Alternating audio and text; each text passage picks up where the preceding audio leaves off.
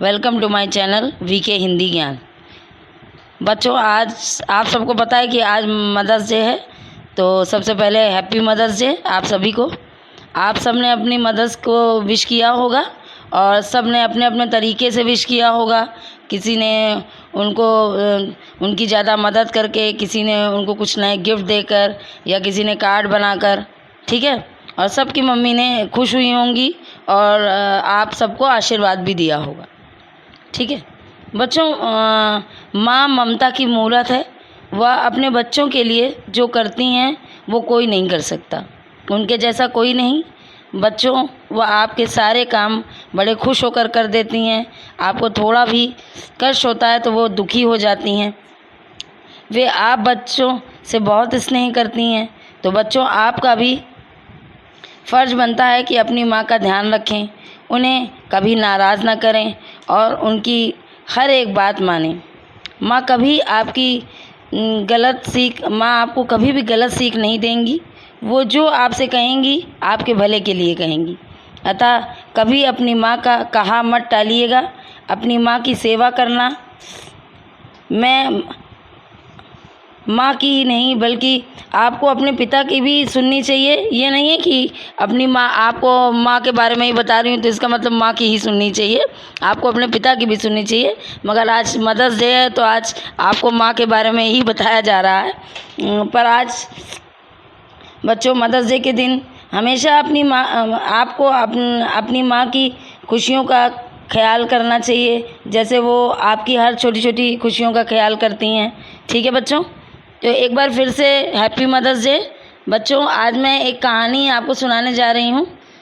आप लोग ध्यान से सुनेंगे। तो चलिए शुरू करते हैं। बच्चों, एक माता पिता थे, उनके 2 बच्चे थे, सोनू और मोनू। सोनू बड़ा था और मोनू छोटा। सोनू और मोनू दोनों भाई थे। दोनों जन घर में अकेले रहा करते थे। अपने मम्मी पापा के जाने के बाद वो दोनों बच्चे अकेले घर में रहते थे।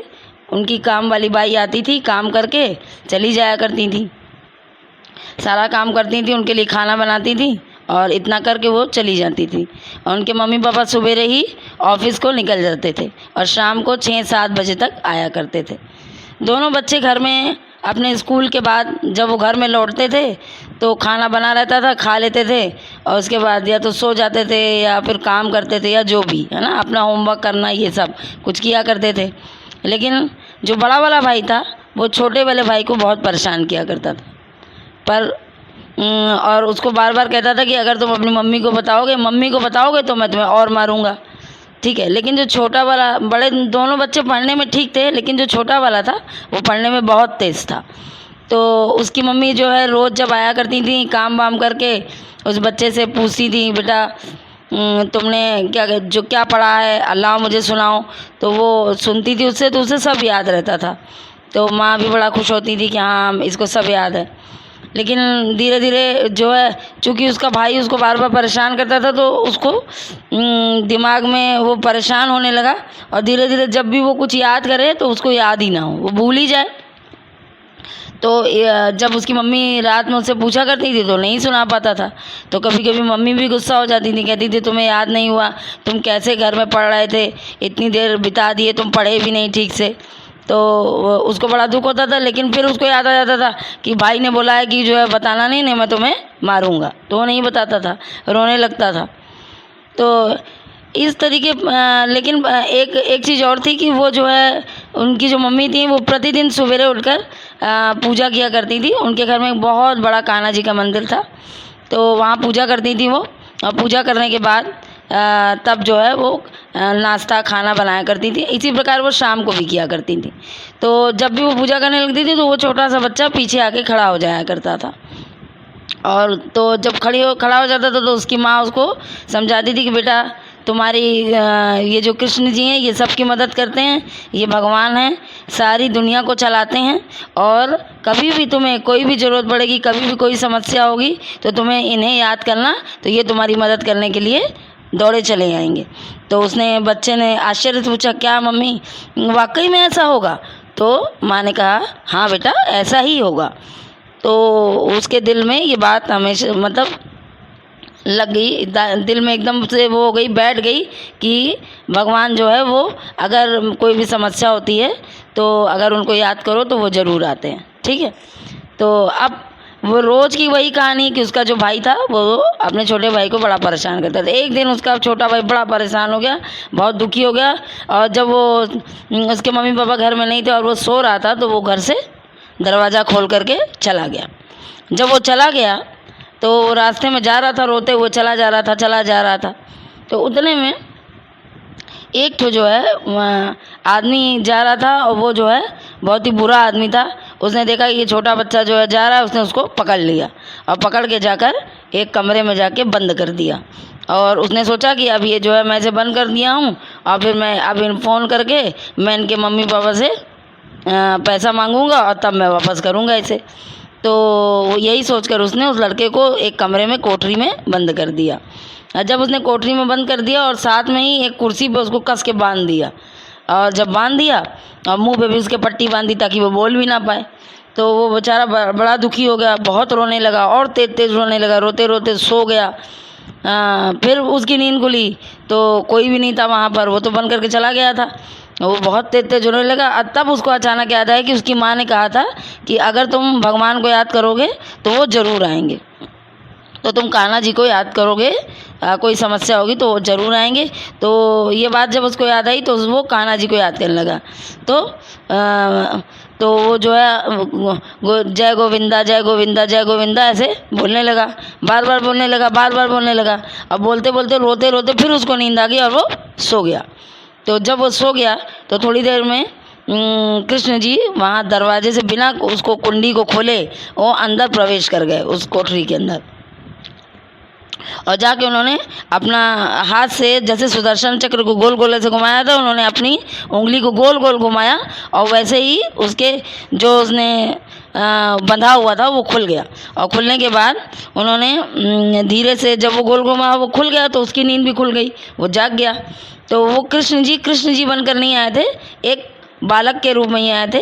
उसके यही बता वो क्या मतलब पूरे कृष्ण जी के रूप में, भगवान के रूप में नहीं आए थे, वो एक बालक के रूप में आए थे बस उसकी मदद करने के लिए। और जब वो खोल दिए तो वो जाग गया। तो उसने कहा आप कौन है? तो उन्होंने कहा नहीं मैं तुम्हारा मित्र हूँ, मेरा नाम गोविंद है। तो उन्होंने कहा अच्छा।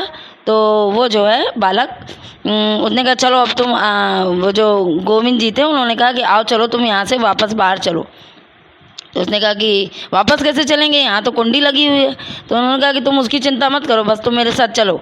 तो उन्होंने वही कुंडी से बिना उसको खोले दोनों जन उसमें से बाहर हो गए। और जब उसने देखा तो बड़ा आश्चर्यचकित हुआ कि अरे ऐसे कैसे हो गया। तो क्या कहते हैं, लेकिन उन्होंने पूछा ना अरे ये तो ऐसे ही हो गया, कोई इसमें वो बड़ी बात नहीं, चलो आओ चलो तुम। तो उसको रास्ते में उसके साथ चलने लगे। उन्होंने कहा कि तो उससे पूछा भी उन्होंने कि वो जो बच्चा था कि बेटा तुम्हारा घर कहाँ है, जबकि वो सब जानते वो तो भगवान थे, लेकिन फिर भी उन्होंने पूछा बेटा तुम बताओ तुम्हारा घर कहाँ है, मैं तुम्हें वहीं छोड़ देता हूँ। मैंने कहा नहीं मैं घर नहीं जाऊँगा, मेरा भाई मुझे बहुत परेशान करता है।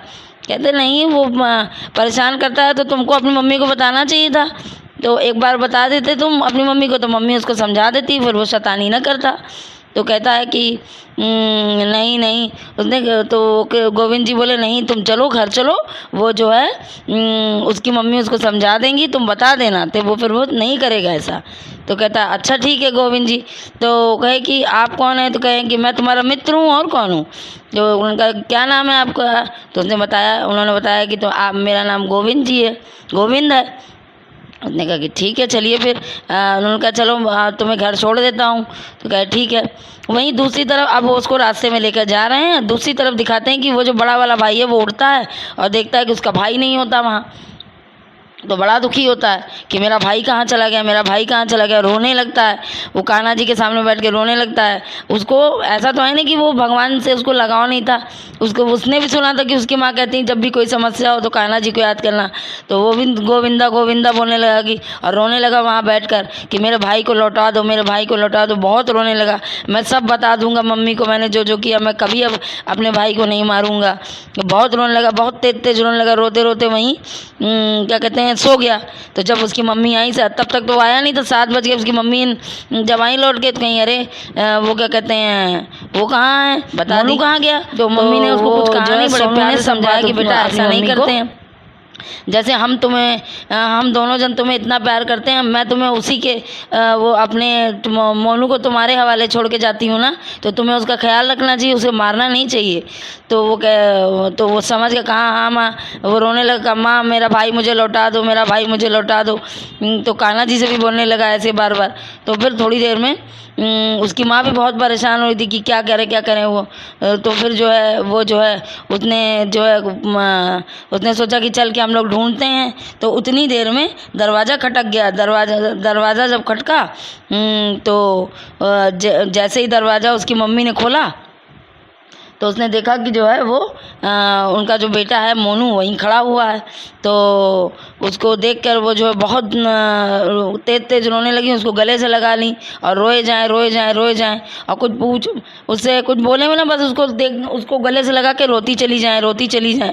तो उसने कहा कि जो है तब वो भी बहुत रो रहा था, क्योंकि वो बेचारा 2 दिन से वहाँ बंद था।